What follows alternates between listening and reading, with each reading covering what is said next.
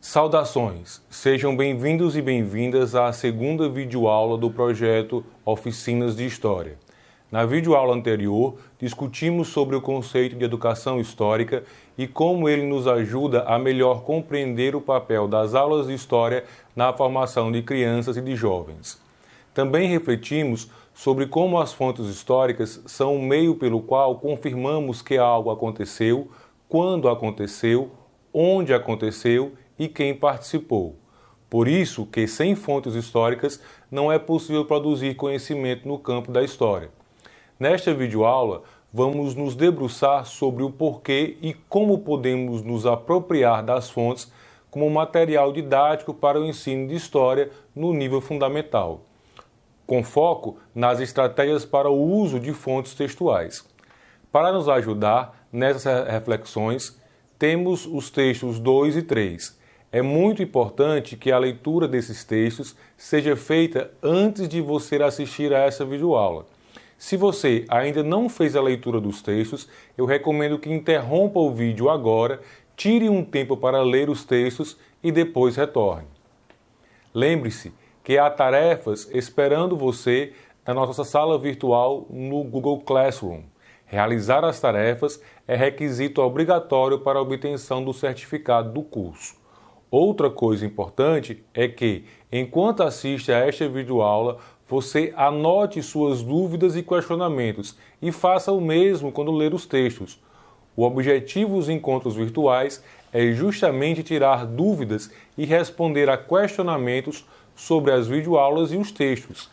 Como cada encontro terá apenas 1 hora de duração, é fundamental que você esteja bem organizado. Assim como na vez anterior, eu vou desligar o meu vídeo e você ficará apenas com os slides e com a minha narração em off. Isso ajuda a deixar o vídeo mais leve e beneficia quem tem acesso mais limitado à internet. Vamos começar! Quando nos propomos a trabalhar a disciplina de História na perspectiva da educação histórica, ou seja, na perspectiva de uma experiência educativa que conduza o estudante a pensar as relações entre passado e presente, que o habilite para de fato refletir sobre o conteúdo estudado e relacioná-lo com o seu mundo, precisamos levar para a sala de aula atividades que permitam a aproximação entre a aula e o trabalho do historiador. Dessa forma, ajudamos a aguçar a curiosidade dos estudantes sobre os temas estudados e incentivamos a criatividade e a capacidade de análise crítica. Para fazer isso, precisamos reunir 3 elementos. O primeiro deles é a problematização do tempo presente. Problematizar o nosso tempo é o primeiro passo para a produção do conhecimento histórico. E o que significa isso? Significa que o objetivo fundamental do conhecimento histórico é apontar respostas para problemas, para perguntas que fazemos sobre o nosso mundo, sobre o nosso tempo e que precisam do estudo do passado para serem respondidas. Um exemplo simples. Por que nós brasileiros falamos português e não espanhol, como fazem os cidadãos da maioria dos países da América do Sul? A resposta para essa pergunta está no processo de colonização do continente pelos europeus. A maior parte do território da América do Sul foi colonizada por espanhóis e uma outra parte, justamente a parte em que fica o território brasileiro, foi colonizada por portugueses. Por isso nós falamos português e argentinos e colombianos falam espanhol. Uma boa aula de história deve ter como ponto de partida uma questão, um problema relativo ao mundo presente. Isso deixa evidente para o estudante o elo entre o conteúdo escolar e a realidade vivida. O segundo elemento é a tematização do conteúdo. Os conteúdos escolares são definidos pelos currículos e pelos programas de estudos definidos pelos órgãos responsáveis por coordenar a educação no país, o Ministério da Educação, as secretarias estaduais e municipais de educação e as direções das escolas. Nós, professores, não temos controle sobre esses conteúdos. Não somos nós que os definimos.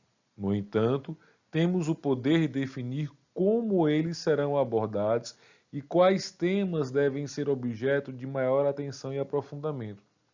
Em outras palavras, cabe a nós, professores, definir quais temas do vasto conteúdo curricular serão priorizados ao longo do ano letivo. É essa escolha dos assuntos a serem trabalhados com maior ênfase que chamamos de tematização dos conteúdos. Para fazer essa tematização, é fundamental estar atento ao terceiro e último elemento de construção dessa experiência educativa mais dinâmica, criativa e dialógica: as necessidades específicas da turma. Somente o professor que lida diretamente com os estudantes conhece bem as potencialidades e as dificuldades de cada turma. Uma boa definição do que problematizar, de quais conteúdos tematizar e como fazer a ligação entre essas duas coisas passa por compreender que qualidades da turma devemos potencializar e que dificuldades devemos procurar ajudar a superar. Eu costumo dizer que para dar aula para Maria é preciso saber quem é Maria. Para dar aula para João é preciso saber quem é João. Para alcançar um bom desempenho como docente, eu preciso me dedicar a conhecer bem os conteúdos da minha disciplina e também me dedicar a conhecer bem os meus alunos. A união equilibrada desses três elementos terá como resultado uma aula que conduza os estudantes à reflexão histórica. Possibilitará a eles construírem pontes cognitivas entre o presente e o passado, dando sentido ao conteúdo estudado e apontando caminhos para uma melhor compreensão do mundo em que vivem. O trabalho com fontes primárias desempenha um importante papel nesse processo, uma vez que ele permite a professores e estudantes lançar mão das ferramentas de pesquisa da história para melhor compreender como o estudo do passado nos ajuda a compreender o tempo presente.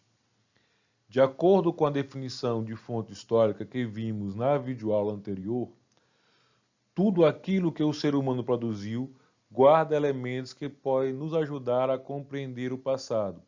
Assim, quando falamos de fontes para a produção do conhecimento histórico, estamos falando de uma infinidade de possibilidades. Algumas fontes são muito específicas e exigem de quem resolva estudá-las um alto nível de especialização. É o caso, por exemplo, das fontes arqueológicas. Outras, por serem mais presentes no nosso cotidiano, são abordadas com maior facilidade. Estão nesta segunda categoria os textos, as imagens e a cidade, que são as tipologias que abordaremos nessa ação formadora. Antes de falar especificamente de cada uma dessas fontes e como podemos torná-las matéria-prima para as aulas de história no ensino fundamental, importa discutir alguns aspectos que devem ser considerados quando nos propomos a trabalhar com fontes primárias em geral. A primeira coisa que precisamos considerar são as possibilidades do uso de fontes primárias no ensino fundamental. Quais são, de fato, os ganhos que a minha aula pode ter se eu lançar mão do trabalho com fontes? São muitos os ganhos que um bom trabalho com fontes pode trazer.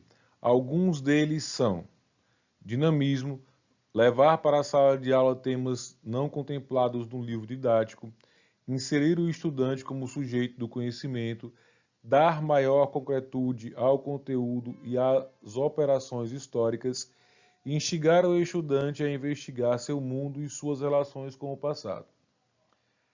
Pensemos um pouco sobre cada um desses ganhos. Dinamismo. Uma das coisas que mais nos perguntamos quando estamos preparando nossas aulas é como deixá-las mais instigantes, mais atraentes para os alunos. Pois bem, o primeiro ganho que temos numa aula com o uso de fontes primárias é o dinamismo. Ao levar um texto de época sobre a abolição da escravidão ou uma fotografia sobre a chegada do homem à Lua, eu quebro a rotina da sala de aula, que, em regra, está muito focada no trabalho com o livro didático. A possibilidade de trabalhar com um material novo, diferente, sempre desperta a curiosidade da turma. A dinâmica também é afetada positivamente pelo fato de o trabalho com a fonte permitir que eu introduza um novo formato para a aula, que leve a um modelo diferente da interação entre professor e aluno. Você pode, por exemplo, levar diferentes fontes ou fragmentar uma fonte em várias partes e dividir a turma em diferentes grupos com diferentes atividades que, depois, irão se complementar. É muito comum que temas importantes para nossos estudantes não estejam contemplados nos conteúdos pré-definidos para a disciplina. Este ano de 2020, por exemplo, é um ano de eleições municipais. É fundamental que o tema da eleição, dos papéis dos poderes executivo e legislativo sejam discutidos em sala de aula. Afinal, nossa função é preparar as crianças e os jovens para o exercício da cidadania. O trabalho com fontes possibilita ao professor complementar conteúdos do currículo e, também, introduzir conteúdos não contemplados, mas que estão relacionados com a disciplina. Para contemplar o tema das eleições, por exemplo, é possível montar uma aula a partir do Código Eleitoral de 1932. É a partir deste documento que as mulheres conquistam o direito ao voto. A partir da análise desse documento, é possível conduzir uma boa reflexão sobre o direito ao voto no Brasil.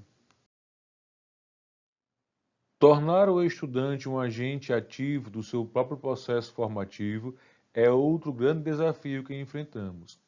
Ao realizar atividades de leitura e interpretação de fontes, estamos instigando o estudante a compreender como um determinado texto ou um determinado monumento público nos ajudam a entender um aspecto específico da trajetória histórica de uma sociedade. Desta forma, eu crio as condições para que o estudante deixe o lugar de agente passivo do processo de ensino-aprendizagem e tenha uma participação mais ativa, como alguém que não apenas aprende com o professor, mas também produz o conhecimento de que precisa. Muitos assuntos abordados nas aulas de história fazem pouco sentido para os estudantes. Parecem coisas sem muita relação com o mundo deles, e isso os deixa com dúvidas sobre por que devem estudar aquilo. Ao trabalhar com fontes primárias, nós criamos um momento de reflexão que possibilita uma maior aproximação entre o conteúdo e os estudantes, entre o passado e o presente.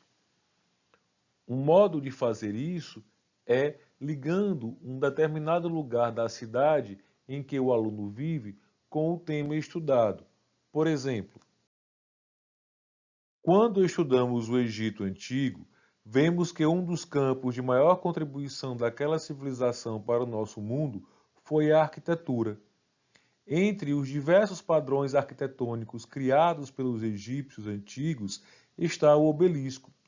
Em muitas cidades do mundo atual, há monumentos em forma de obeliscos enfeitando praças e outros espaços públicos, evidenciando um elo entre dois tempos, entre dois mundos tão diferentes. Uma vez que o estudante se apropria das técnicas de investigação, ele vai levar isso para fora da sala de aula. Ele se torna um investigador do mundo à sua volta, com habilidades intelectuais necessárias para compreender melhor seu bairro, sua cidade, o mundo em que vive. O trabalho com fontes também possui alguns limites. O principal deles é que não é possível fazer isso em todas as nossas aulas. Trabalhar com fontes primárias requer um bom tempo de pesquisa e planejamento para que de fato funcione e, diante da carga horária elevada que temos nas escolas, não sobra muito tempo para isso. Então, é preciso usar fontes com parcimônia. Outra coisa que é preciso considerar é o estágio de desenvolvimento intelectual dos estudantes. Antes de optarmos pelo trabalho com fontes, é preciso avaliar o nível das competências cognitivas da turma.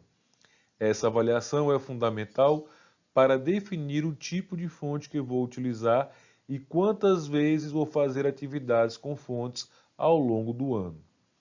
Se eu levo para a sala de aula uma fonte com a qual os estudantes ainda não conseguem lidar, o exercício não funcionará. É preciso também considerar o que os estudantes já aprenderam e o que precisam aprender.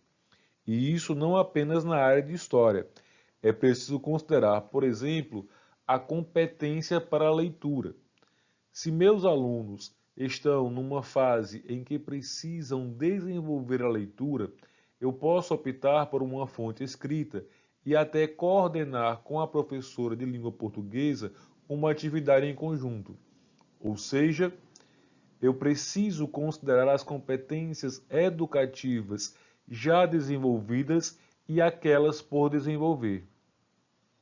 As condições técnicas e estruturais da escola também precisam ser consideradas para se fazer um bom exercício com fontes primárias.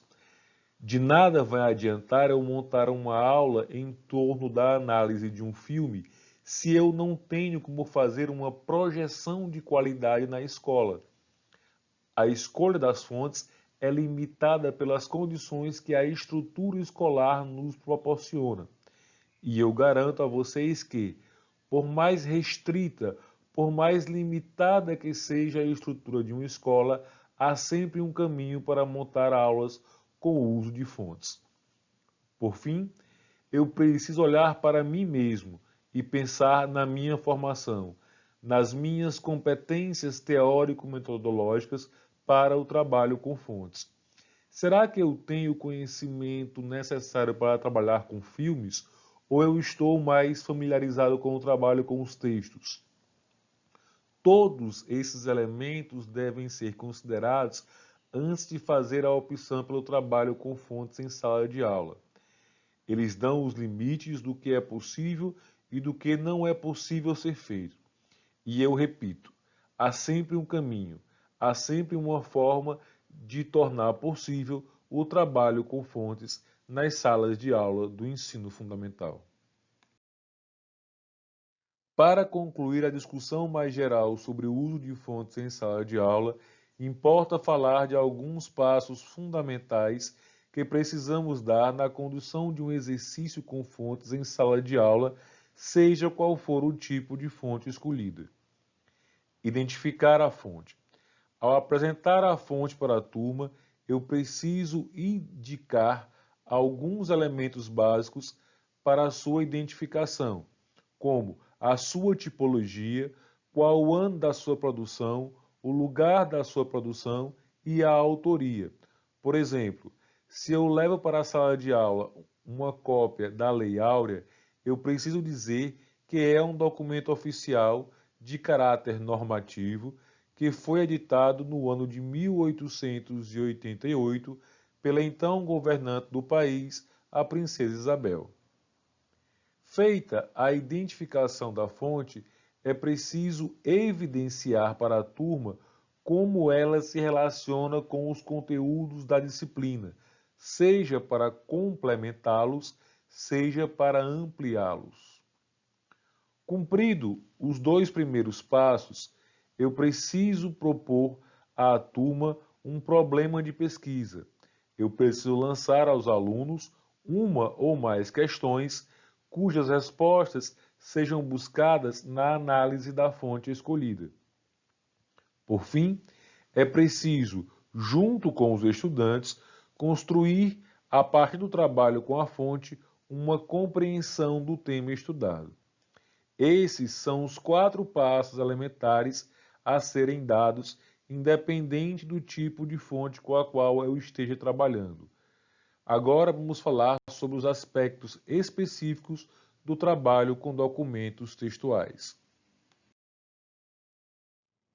O trabalho com fontes históricas textuais vincula-se diretamente às competências e habilidades para a leitura e análise de texto. Como bem afirma Faria Júnior, autor do nosso texto de apoio para esta videoaula,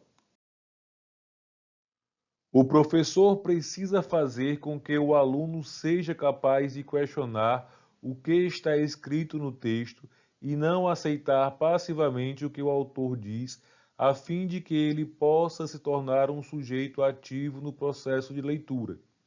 Dito isso, o objetivo da aula de História, focada na análise de documento histórico, é estabelecer uma conversa com o texto e sobre o texto. Sendo assim, é importante contemplar e respeitar a voz do aluno e ajustar o que ele diz com as circunstâncias históricas que cercam a fonte. Sabemos que, a despeito dos bons resultados alcançados pelo Ceará nos relatórios do SAEB e do PISA, muitos dos nossos estudantes, por diferentes motivos, não desenvolveram adequadamente as competências e habilidades para a leitura.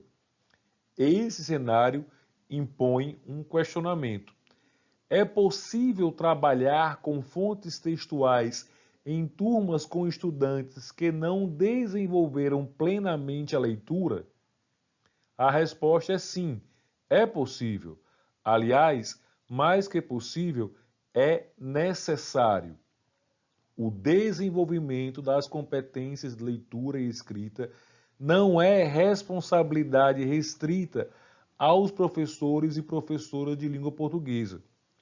Por ser um aprendizado básico, fundamental para a vida em sociedade, o aprendizado de leitura e escrita é de responsabilidade dos professores de todas as áreas, cabendo a cada um buscar estratégias metodológicas para incluí-lo no seu campo disciplinar.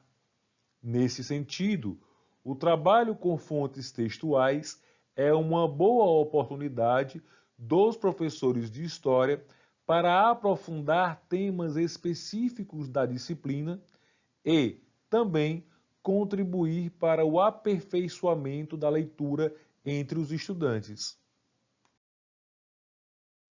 A primeira coisa a fazer para se trabalhar com fontes textuais é fazer a escolha de que material levar para a sala de aula.